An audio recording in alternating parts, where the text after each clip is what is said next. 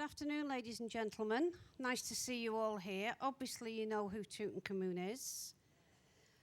Right, I'm going to tell you a little tiny bit about myself first. My name's Vivianne, and I hail from Cheshire. Anybody here from Cheshire? No? Ex-Cheshire. I've been studying Egyptology now for about 20 years. I've taught in schools, I teach for the Women's Education Authorities, and for the last 5 years I've had the good fortune to work on cruise ships. I've done quite a few of them, but this is my first time on P&O.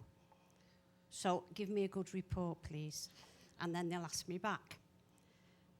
Obviously, with the situation in ancient Egypt like it is, a lot of the cruise lines are not going there anymore, unfortunately, which is quite a pity. So I've had to extend my list of lectures now to cover other ancient civilizations like Rome and Greece. I'm on board here to do 4 lectures. This is part 1 of 2. This today is in black and white. The second one is the full glorious colour of Tutankhamun's treasures, which are housed in the Cairo Museum. But there's also, at the end of that one, a tale of the silver pharaoh. Now, gold was plentiful in ancient Egypt. It was called the flesh of the gods. Silver was very, very rare. And this particular silver pharaoh, when he was found in 1945, 44 era, in the end of the World War. He was placed in a basement in Cairo, and he was forgotten about till about the end of the 1960s. When they brought him to the fore, they found his mummy. But they also found a lot of treasures comparable to Tutankhamun's. Not as many, but just as precious. So you will see them on the second part of the lecture.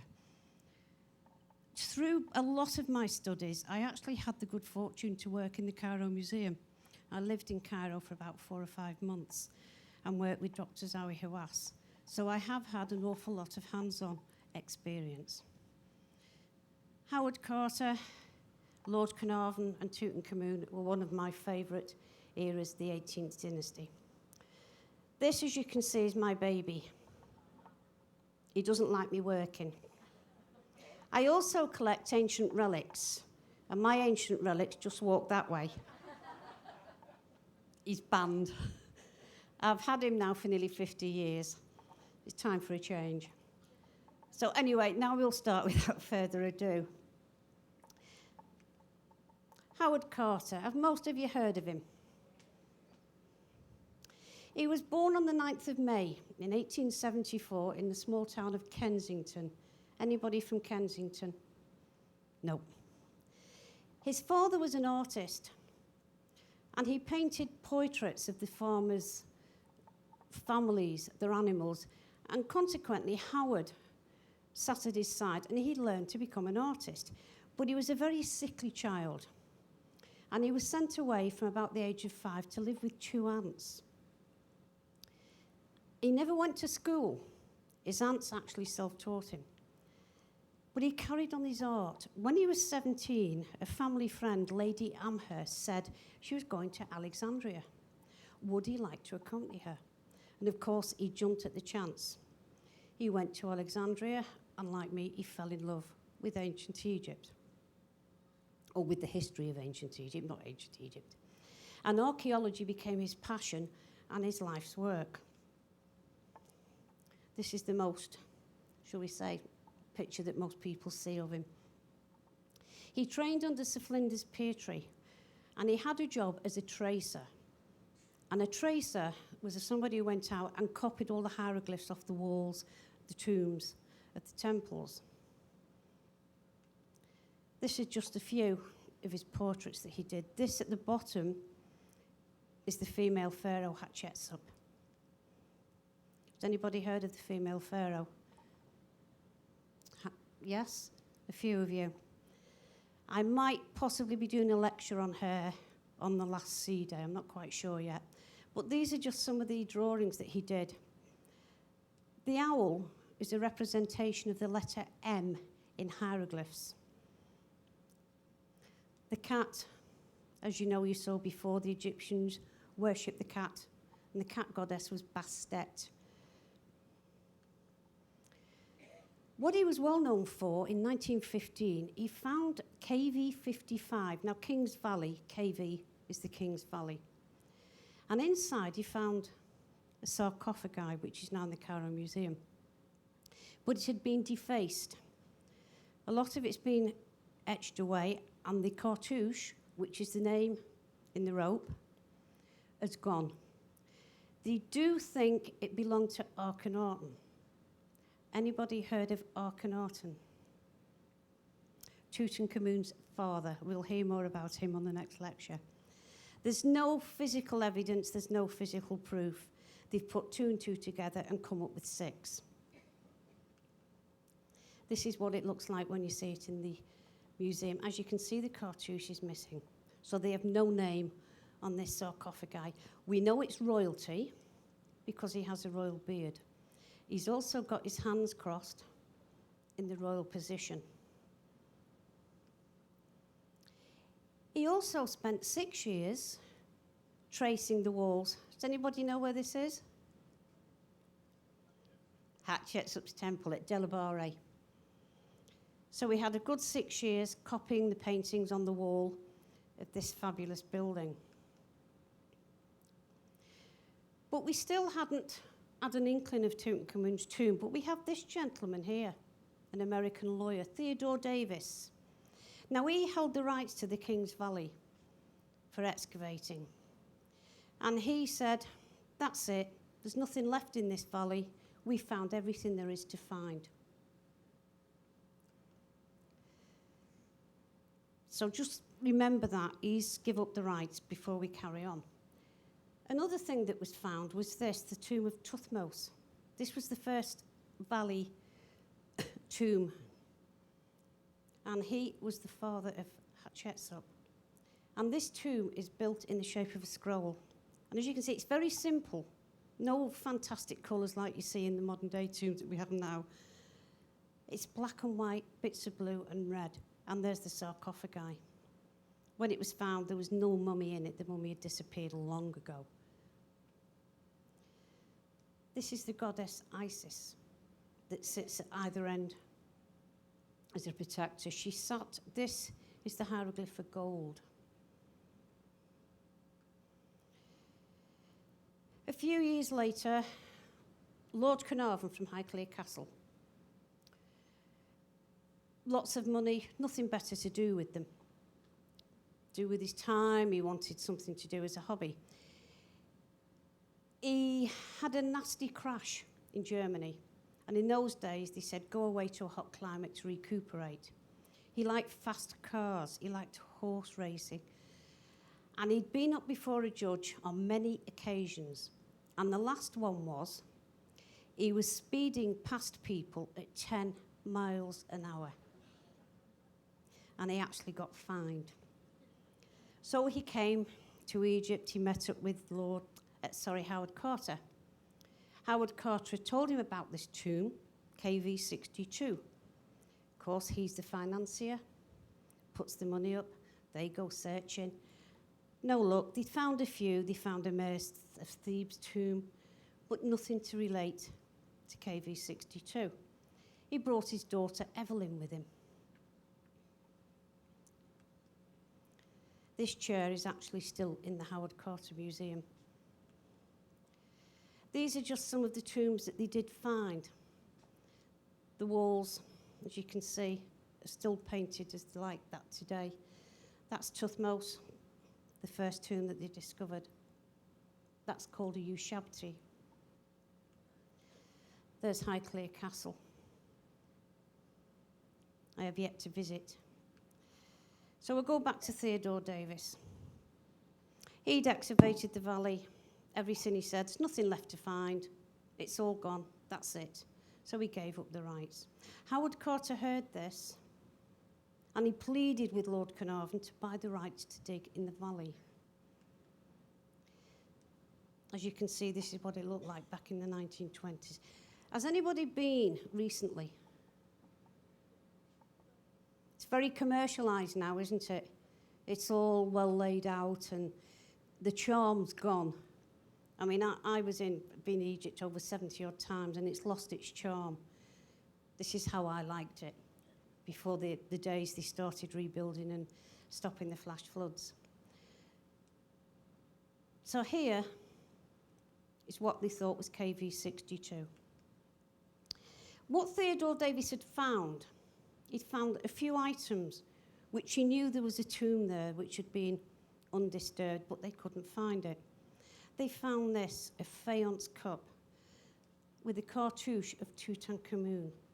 This is Neb-Khepera-Re, which is his birth name.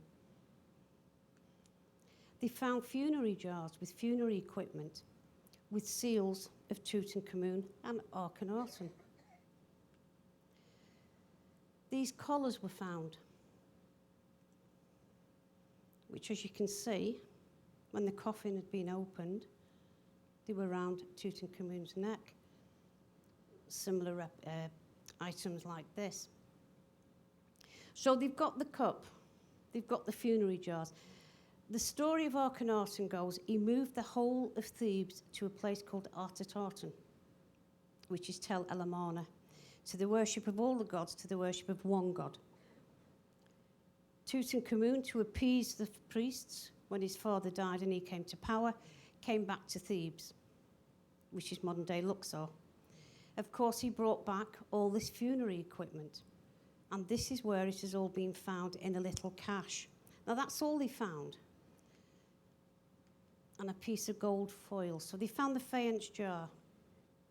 They found seal jars, gold foil with Tutankhamun's name and figure of him and his queen. I will tell you more about Tutankhamun in the second lecture. And the funerary equipment bearing his cartouche. So they knew there was a boy king there, but who was he? Nobody had heard of him. They found a ring of Akhenaten and Nefertiti with both of them on it. More funerary equipment. KV62 is here, but why was it never discovered? Because Theodore Davis and other excavators were digging the Ramesses tombs, and all the rubble from these was being placed on there. So consequently, the rubble's getting higher and higher. Nobody's getting anywhere near this tomb. And Howard Carter had mapped all this out, and he knew that round here there was a king. They didn't know who the king was. He knew there was a tomb. So he starts digging. And finally, they see a little seal. Again, we've got the cartouche of Tutankhamun. There's the main entrance. So they carry on digging a bit more. And finally, he has to stop because he then has to get in touch with Lord Carnarvon because of this grand, he's the backer, he's got to be there. And he sent this telegram. At last have made a fabulous discovery in the valley, a magnificent tomb with seals intact. Recovered the same for your arrival. Congratulations, H. Carter. Lord Carnarvon finally arrives again with his daughter Evelyn. So now the next step can begin. They finally unearthed 16 steps. Has anybody been in the tomb of Tut? It's only small, isn't it? Never again, though. Here's the entrance.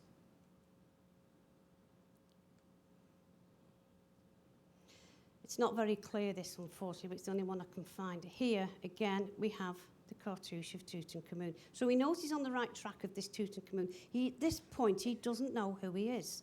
He doesn't know he's a boy king who only reigned for 9 years. He doesn't know whether it's been robbed in antiquity or whatever. They get through the first door, and he finds this. Now, this numbering system came from Flinders Petrie.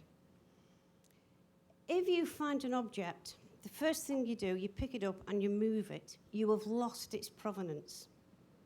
It has to be recorded in situ.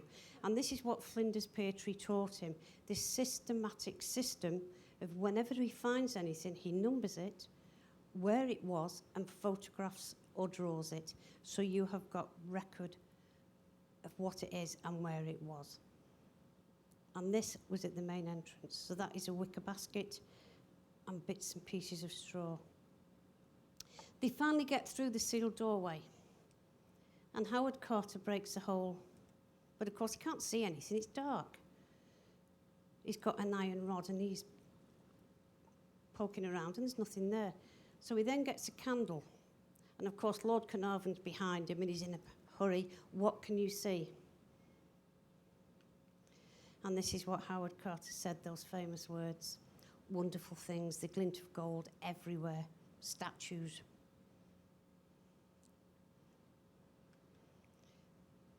This is the layout. As I say, those people that have been in will know it's only a tiny, tiny tomb. This is the staircase, the annex. This is where the burial chamber was and the treasury. As you will see shortly, how on earth they got over 1,700 items in this tiny tomb is amazing. He sat there, there's the sarcophagi, and he says to himself, I am the first to step inside this tomb in 3,500 years. He doesn't know what he's going to find. As you can see, everything is just placed in the wicker baskets. That's food. This is one of the funerary beds. There's the tail of the other funerary bed. Little stools. There's another stool. Boxes, countless boxes, box after box after box. These are the chariots. They all went in pieces.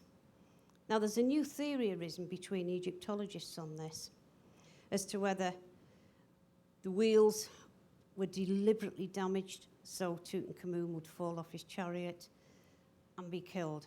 I mean, this theory's been going round and round now for about 10 years, and they'll never come up with an answer. Until they have something that's written, they'll never know the answer. It's just guesswork, really, as to what did happen to Tutankhamun. But that's the next lecture. I want you to remember this little box, 317. Here you can see more the wheels of the chariots, the way they've been broken and placed into the tomb. More boxes. It was a right jumble. This is where, at this point, Howard Carter says in his book, I feared it had been broken into in antiquity and we would find nothing. It's a better view of the way all the chariots. I mean, it's quite possible he was murdered, that they loosened the spokes on the wheel of the chariot. We'll never know the answer. This gentleman's Harry Burton, and it's his photographs that we're using. Now, these are accessible on the internet with the Griffiths Institute, so you can access them. Every photograph taken, every record that was made is there on the internet. This is part of the chariot that they've restored. And this tomb here belongs to Seti II, and they usurped this tomb to place all the items in. It took him 10 years to empty the tomb.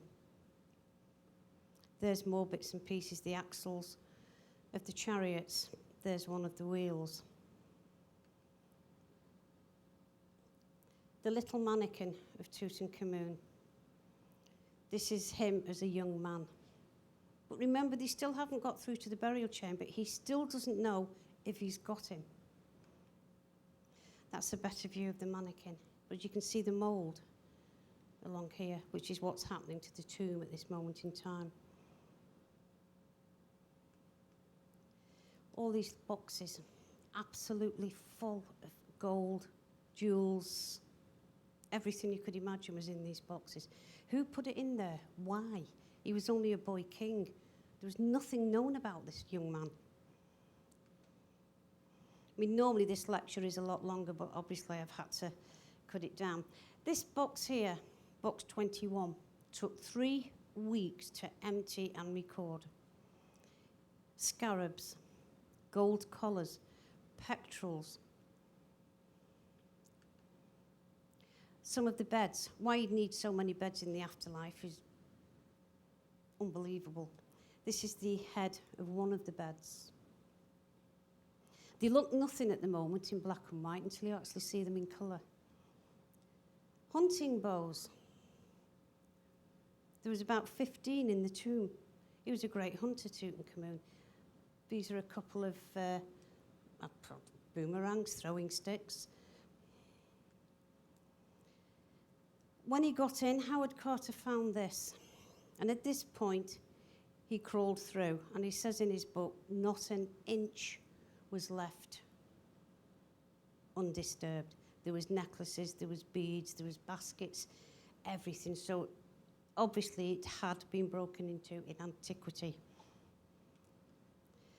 But of course the newspapers get hold of this. We've still got Lord Carnarvon. So the curse starts to arrive now. They are resurrected glories of old King Tut. Bits and pieces that have come out. There's box 21. The two guardians that stand either side of the burial chamber. This is the box 21. Absolutely beautiful this is, when it's in its full glorious colour, as you all see. There's Tutankhamun out hunting.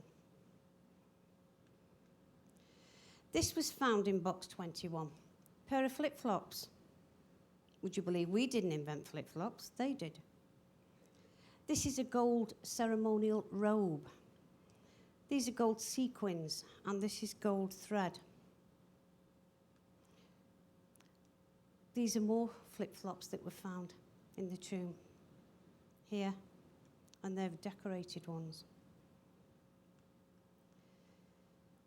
And a journalist from the New York Times in January 1923 said, when these sandals have been restored, they will be amongst the most wonderful objects in all that came out of this tomb.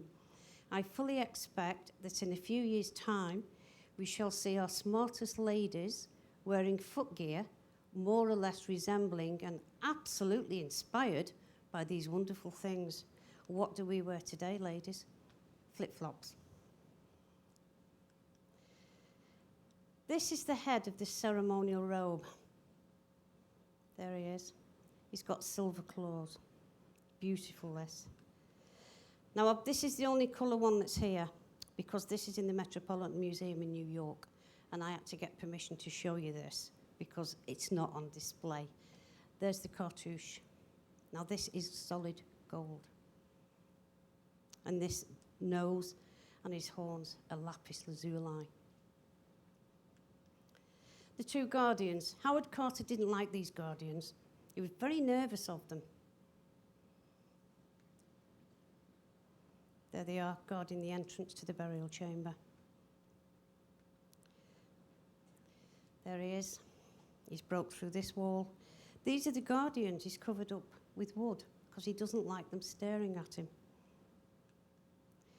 He finally covers them like a wounded man in an emergency hospital. He decorates him and hides him to take them, both of them out. And there they are, the two restoring and trying to clean them.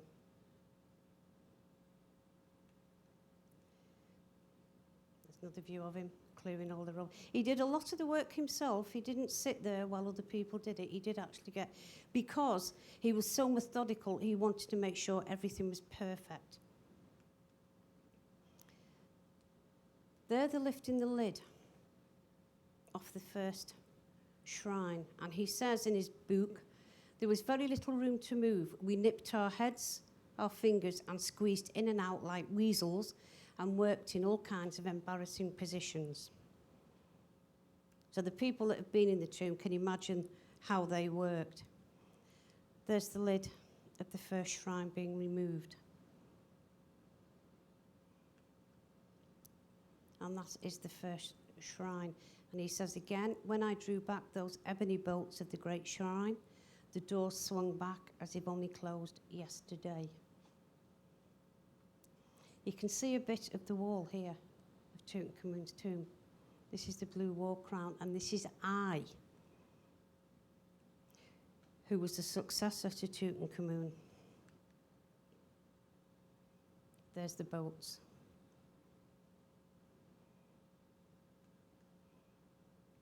This is the one that's actually in Cairo. The inner chamber. They even said when they opened this door, they could see the footsteps of the priests as they backed out after they'd placed him, and they backed out of the shrine. At the side of the shrine, they found oars. Now, these oars were supposedly to take the young pharaoh across to the new world in his solar boat. Here they've removed the top of the shrine, and this is a pal. It's a material that covers the next shrine. There you can see it in a better view. This is gold again, all these little dots. This is another view of his tomb. There's Osiris, there's Tutankhamun, the goddesses Nephis and Isis.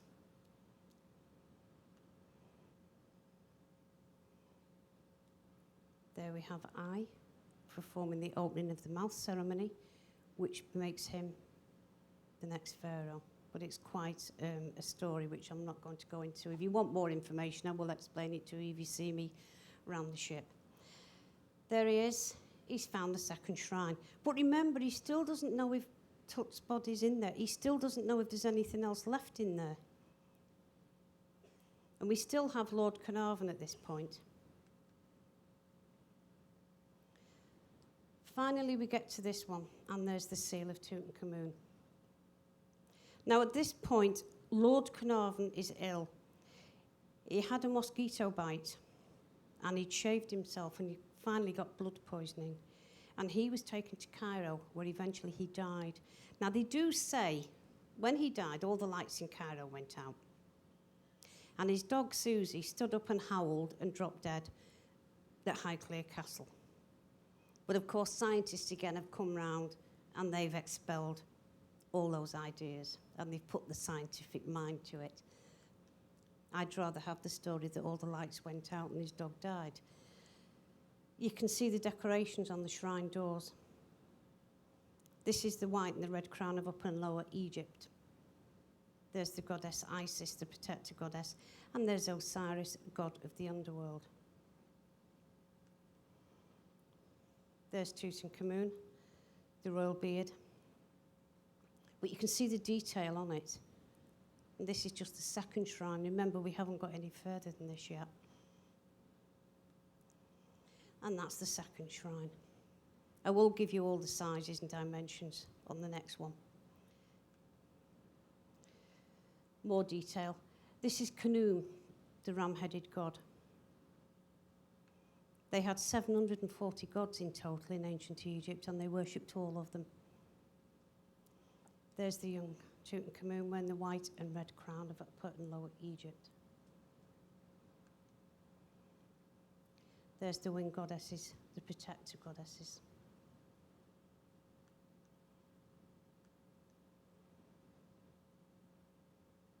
These are only gold foil, those two inner shrines. They're not solid gold. This is the edge of the sarcophagi. Now, we have another theory. It was reused, this tomb. It was never designed for Tutankhamun. Apparently, I got the blame for this again. This is the top of the sarcophagi. Now, bear in mind, poor Lord Carnarvon never got to see this. He unfortunately died before this point. This slab was broken in two, and it must have weighed over 2.5 tons. They finally raised the lid, and he sees this. When he takes the lid off, this is what he sees underneath. All this are floral garlands. This poor child was covered from head to toe in everything you could imagine. There he is. Linens, that's a floral collar, which I'll tell you more about. Along here, there he is, he's wearing the royal beard. Gold foil went along his chest.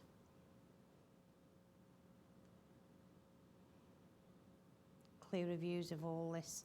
The amount of things that were found on him were incredible. There's Isis with her wings spread. The everlasting sign of life, sign of infinity.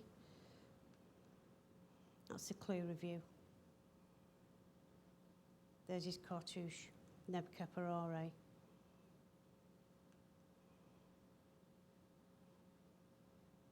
This was the second coffin. Absolutely magnificent, this coffin. The colours are absolutely fantastic. If anybody's been at Cairo Museum, who's been, you'll have seen these coffins. Absolutely amazing, aren't they? Absolutely fabulous. You couldn't get workmanship like this today. That's the front of it, where he's got the cloak and the flail. He's got the uraeus, which again is a sign of kingship, and he's got the royal beard. This is called a nemesis headdress, and it goes wide here. There's Howard Carter looking pitifully on him.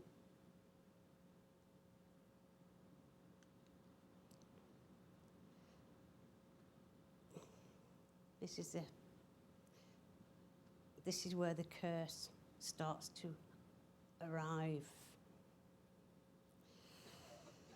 Now remember, Howard Carter was the first person to open this. He was the first person to look upon Tutankhamun. There he goes, looking on him with pity. That's the front view of the second coffin.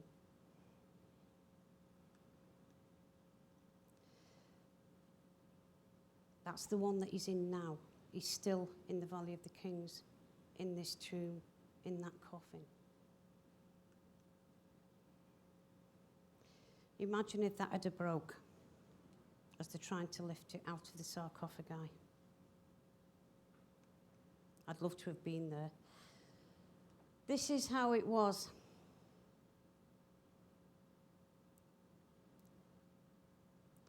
And this is finally where he rests today. Another view of everything that was placed across his chest. That's a knife, a dagger. Absolutely beautiful, the colours on that one. Rings on every finger. 3, 4, 5 rings on each finger. So you can imagine why it took 10 years for Howard Carter to clear this tomb. Because everything had to be numbered, recorded, photographed and drawn. Just a few more colours.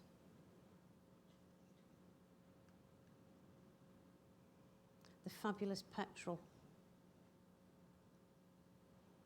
As it happens in the revolution, this was actually out on loan, so it did survive. But I will show you in the next lecture what actually happened in that revolution. There's just some of the rings on his hands and bracelets. Remember, he was only 18. He was only a young child, so he wasn't exactly a strong, strapping man. There's his hands again, with the cartouche rings. There's his poor little legs. Now, we can all see this, yes? Now, when Howard Carter found him, you can see it's there. In 2004, when Zoe Hawass brought him out to have him scanned, it had disappeared. Nobody knows where it went. Salima Ikram, an Egyptologist, has actually spent 5 years trying to study whether it was snapped or it was stolen or it was broken off. And a gentleman in America has offered $10,000 for the return of it. To this day, nobody knows where it went, but we do know it was there. And there's his mummy. See his knees really badly broken. His foot is mangled here. On his head, before he finally managed to remove him, when he took the death mask off, he wondered why it was wedged so tight. And underneath the gold death mask was a diadem, and it's the imprint on his skull of the diadem. Along here as well. Now, his neck was snapped.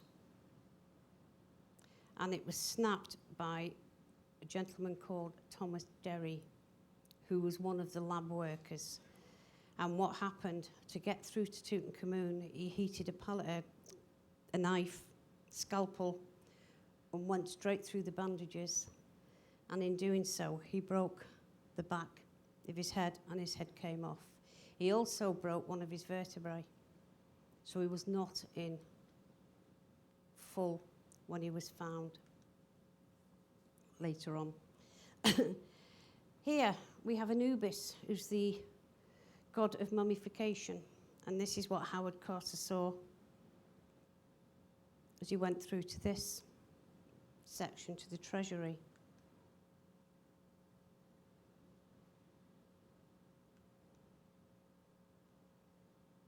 There he is. He's a jackal.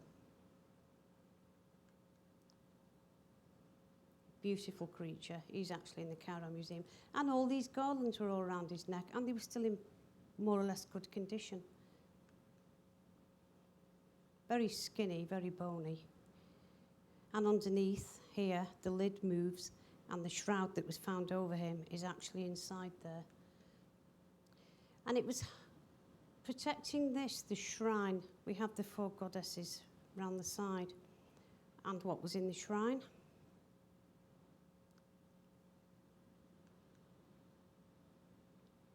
Was this, made of alabaster.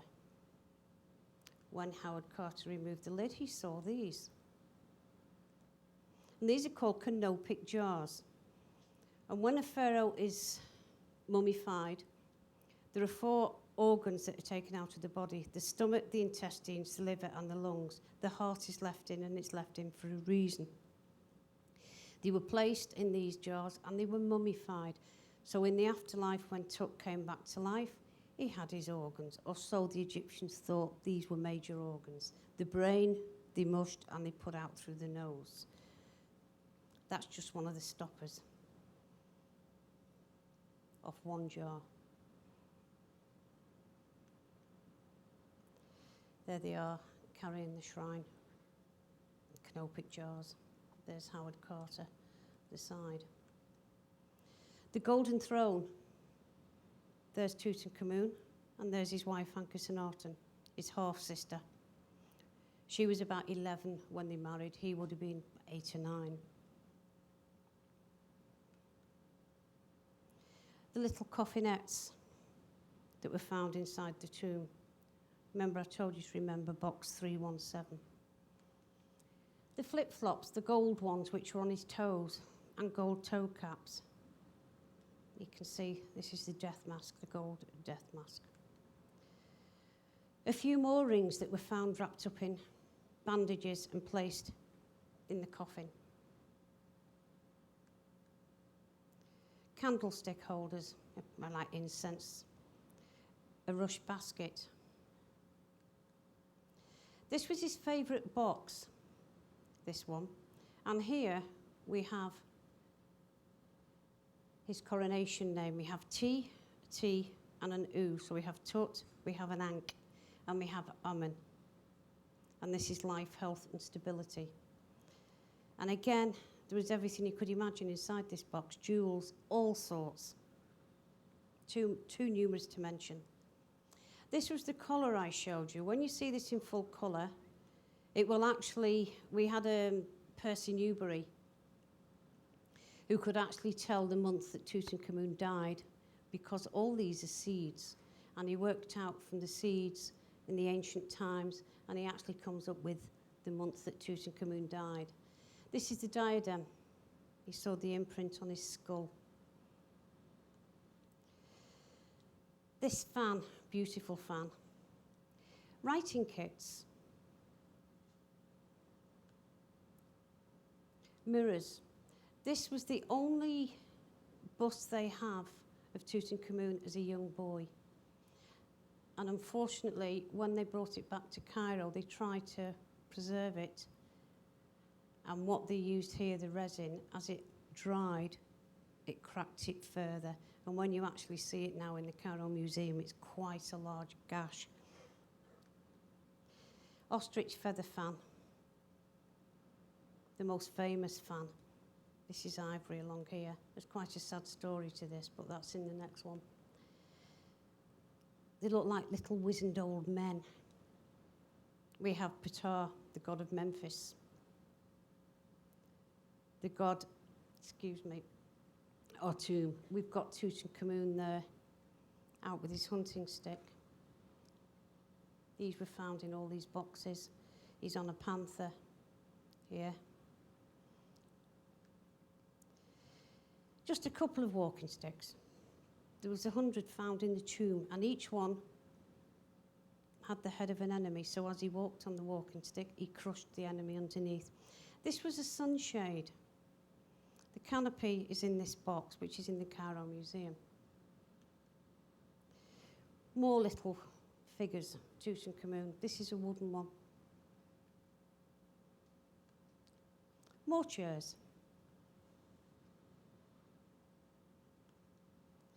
More stools. This was the magic lamp.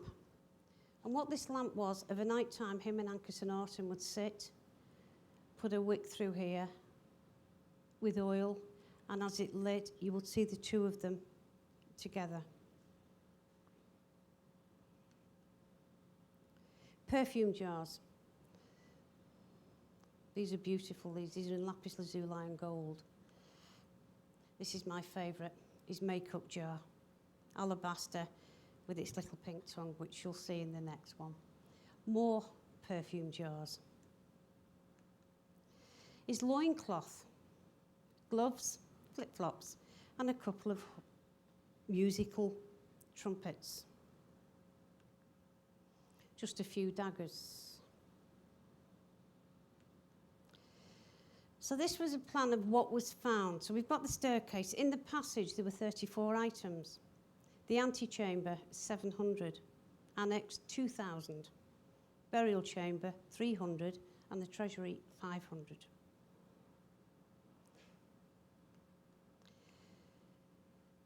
When Carter lifted the objects in November of 1924, they numbered some 1,218 objects, or group of objects.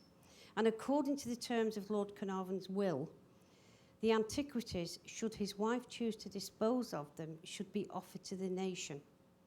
Therefore, they were offered to the British Museum for £20,000, which was far below the true value. And if the British Museum refused, it was suggested they be offered to the Metropolitan Museum in New York at a price negotiated and fixed by Howard Carter. The curse, what happened to the curse? We have a gentleman called Arthur Weigel to thank for this, the Daily Mirror. What had happened, Lord Carnarvon gave the rights to the Times in London, the exclusive rights to the discovery of the tomb. And of course, this made Arthur Weigel so angry that this is where the curse came about. And of course, then we get the Pharaoh's fame, Boris Karloff, the mummy.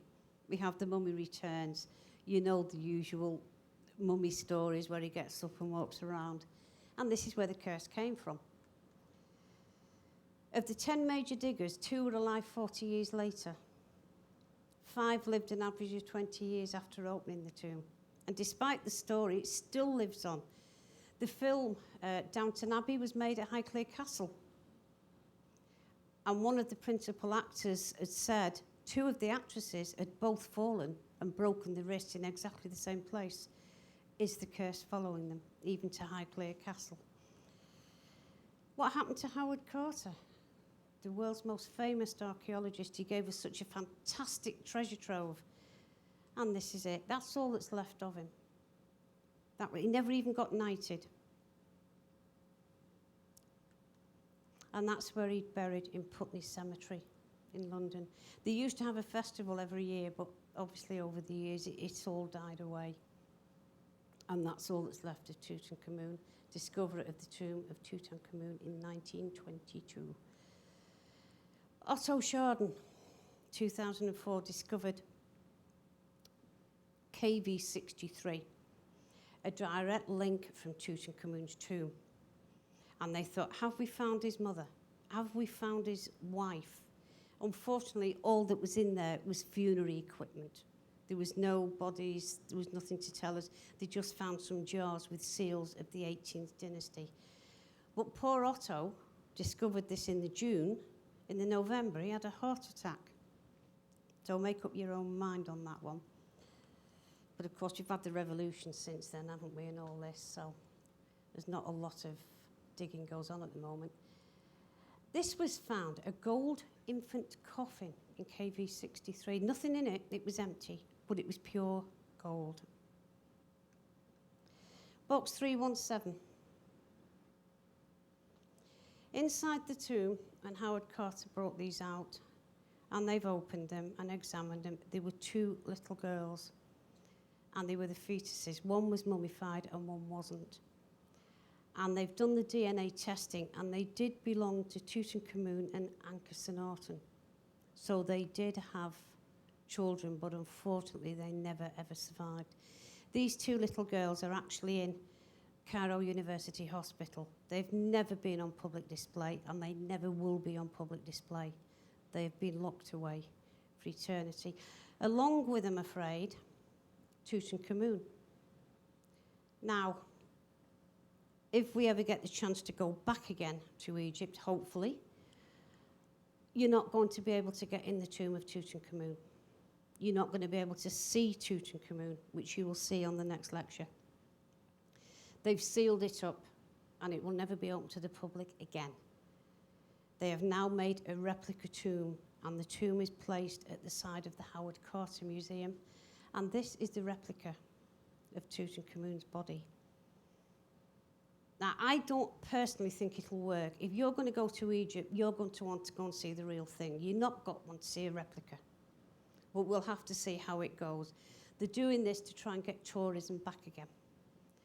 But who knows, we'll just have to wait and see. But anyway, that's the end of the first one.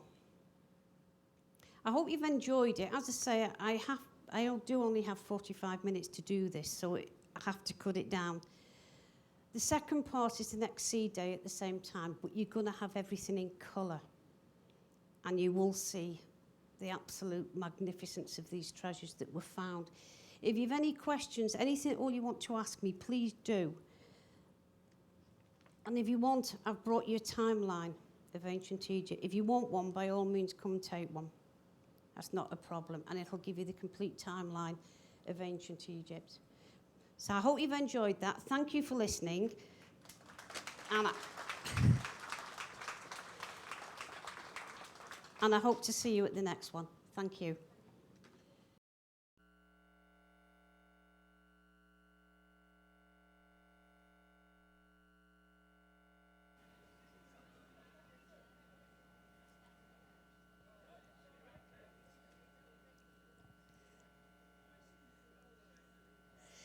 Good afternoon, everybody. Nice to see you all. Obviously, I didn't bore you to death the other day. Any newcomers?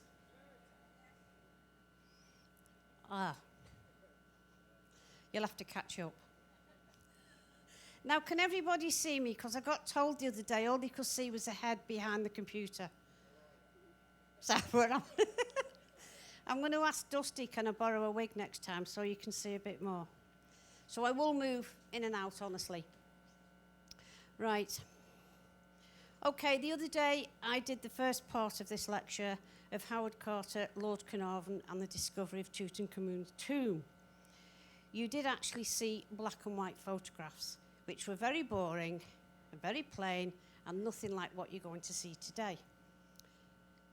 Well, first of all, Tutankhamun or Tutankhamun. What was the difference?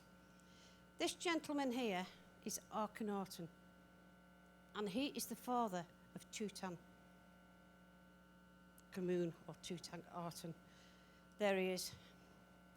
The reason we have the Aten is because Akhenaten moved the worship of all the gods from Luxor and moved them to a place called Tel El Amarna, much to the annoyance of the priests back in Thebes, because the ancient Egyptians had a belief in every god. There were 740 gods in total. Akhenaten decides he's going to worship one god, the Aten, and that's precisely what he did. He's known as the heretic. And when you go to the temple of Seti I in Abydos, on the wall is called the King's List. And there is one dynasty that's missing, and it's the 18th dynasty. And it includes Hatshepsut, the female pharaoh, and the whole family of Tutankhamun. It does not exist. They were wiped out of history, mainly because of his father. So Tutankhamun grew up as a young boy, and it was Tutankhaten. When he came to power at the age of 8, he brought the religion back to Thebes, and he changed his name to Tutankhamun. Amun is the prime god of ancient Egypt. So that's the difference between Aten and Amun. He married his half-sister. She was about 11 or 12, Ankhesenaten. This is what Tel El Amarna would have looked like in its day.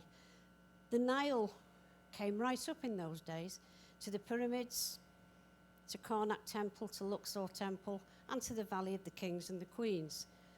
And this is the representation of what they think it would look like. Again, we have a granite statue of the young Tutankhamun. Nefertiti, my favourite lady, everybody christens me Nefi, is not his mother. She had 6 daughters with Akhenaten. They think his mother was Queen Kia, one of his lesser wives. But as you can see by the shape of him, he's very, very misshapen. There's a lot of argument as to, does he have Marfan's syndrome? Dr. Bob Breyer, the mummy man, has done a lot of research into this because purely of the shape. It doesn't look normal. But there again, he was such a big character. Did he portray himself like this? Did he actually look like this? Nobody knows. We have never found evidence to say any different. We all know Queen Nefertiti. The head is in Berlin. The throne name and the coronation name of Tutankhamun. Here we have Neb-Keper-Ra-Re, which is his birth name. Here we have Tut-Ankh-Imen, life, health, and stability. This is what they think his mother would have looked like. This is a stopper from a canopic jar, which I explained the other day, of Queen Kia, who they think was his mother. There we have it. We know Queen Nefi. A total of 5,398 objects were found in the tomb. It took Howard Carter 10 years to empty the tomb. As I explained the other day, box 21 took 3 weeks to empty. There was so much inside. These are the little shabtis that we saw. I said they look like wizened little old women covered in shrouds. These are the 4 statues that were seen. These were made out of wood, and it's the various stages of Tutankhamun. There he's got the red crown, the white crown, the atef, and this is the Nemesis headdress, and this is the one that is on the death mask. There he's got the blue war crown, but this is made, I think it's ebony. They're not quite sure of this particular kind of wood that they found a lot of in the tomb, in little statues. And he's got the crook and he's got the flail. I showed you the pictures of him in black and white. This is how Howard Carter found him when he took the covers off. This is just one array of things that he found under the bandages. This is the dagger that you saw the other day. The pectorals. This is gold foil. This is precious gems, lapis lazuli, carnelian, turquoise. This is the vulture, the 2 ladies, Wadjet and Nekbet, and they are the 2 protector snakes, one of Upper Egypt and one of Lower Egypt. And here they have the sign of infinity. These were the blinkers from the horses he used to race on the chariots. His loincloth, there's the cartouche again. And these still survive, still in the Cairo Museum. There was, in the 18th dynasty, these were the first people to wear earrings. When you see the statue of Tutankhamun, you'll see he's got rather large holes. And inside the tomb, there were found 15 pairs of precious stoned earrings. And again, we've got the two ladies and a representation of Tutankhamun in the middle. Precious stones again.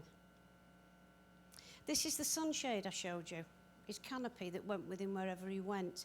In here is the cover that went across the top. The two guardians, Howard Carter didn't like these two characters.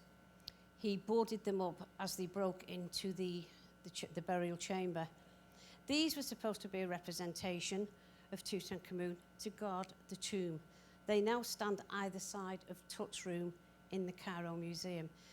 They're made again of an unknown wood, and this is all gold foil.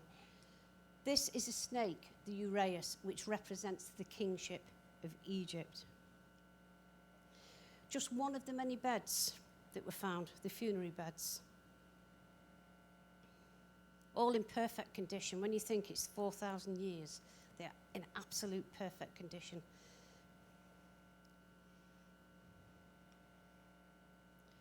This is the end of one of the beds. Again, we've got lapis lazuli. This is beautiful, this, when you see it close up. The cow beds. This is the sun disk with the horns to the worship of Amun. There's a better view of it.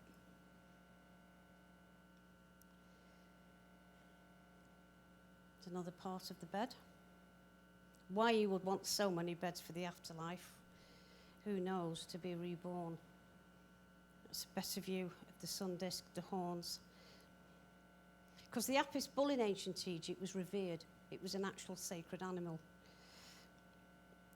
Just a few of the daggers. These are gold. And again, you'll find the cartouche of Tutankhamun on them. This is just the hilt of one of them. Again, gold with all the precious gems inside. It's another view of it. Obviously, there's no way I can go through 5,500 items, so I've picked out what I think would be the best. These are a few of the headrests that were found in the tomb. And as you can see, the systematic numbering by Howard Carter of each item before it was removed. That was a throwing stick. If you like, I suppose it's the first kind of boomerang. This is the head I showed you and I said was damaged. But you can see the holes for where the earrings were and the damage that was done when it went back to the Cairo Museum. It's actually in a sealed glass case now. It's temperature controlled, because this is the only representation they have of Tutankhamun as a young boy. And he's emerging from a lotus flower. Just a few of the rings. There were about 150 in total. This one's a scarab, and these are all gold and precious stones. The walking sticks I showed you, they didn't look anything in black and white, but in colour, as you can see, he has the enemy. So as he walks, he crushes the enemy.